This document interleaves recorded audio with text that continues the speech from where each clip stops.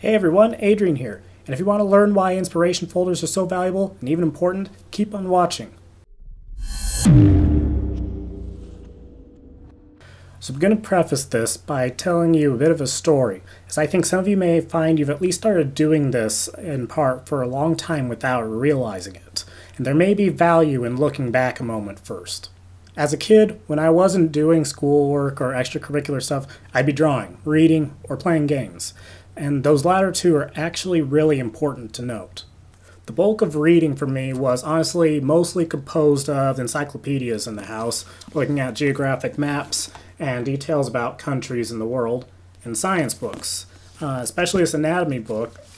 This was my foundation. I've had this since I had to been 5 at least. I can't remember anymore. But I was always trying to learn more about the drawing aspects of the human body, even as a kid. And actually, I have to mention that I used to collect Power Rangers figures, and I would hoard these little catalogs that would come with the more major toys. And I would not only try and draw the Megazords I collected, but analyze and draw what I could based on what was in these catalogs. Where games were concerned, not only did I just enjoy playing them, but I was enamored with even the subtleties of their designs, the map screen, characters, backgrounds, colors, even the interface. I'd play certain games just to get to cutscenes for that few seconds, just to get a glimpse of a certain element that I wanted to draw, and jot down as much as I could, as fast as I could. Or I'd pause just to let it sit and take a look at everything.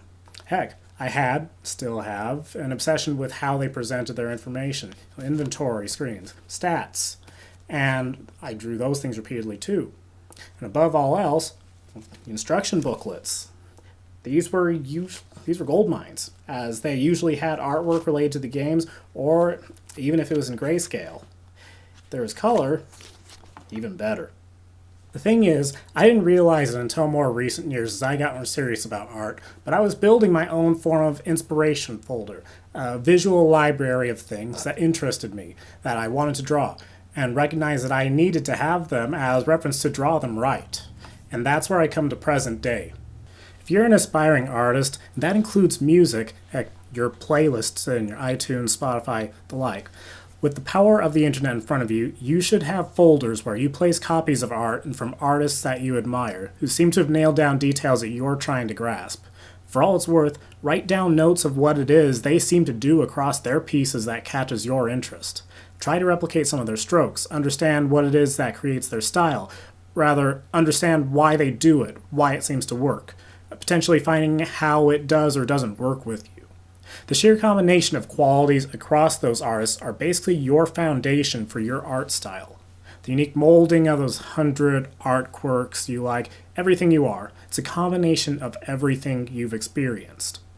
In any case, that's what I mean by building inspiration folders. A collection of aspects of art and design that you like, so you have targets to hit and learn from and mold into your own thing.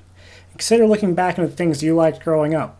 There's a pretty solid chance that there's still something in them for you now. If you want to talk more about using reference and inspiration, leave me a comment below. In fact, if you're an artist or even a musician, tell me what things inspired your style growing up, and even now. Subscribe if you want to see more videos, and I'll catch you all later.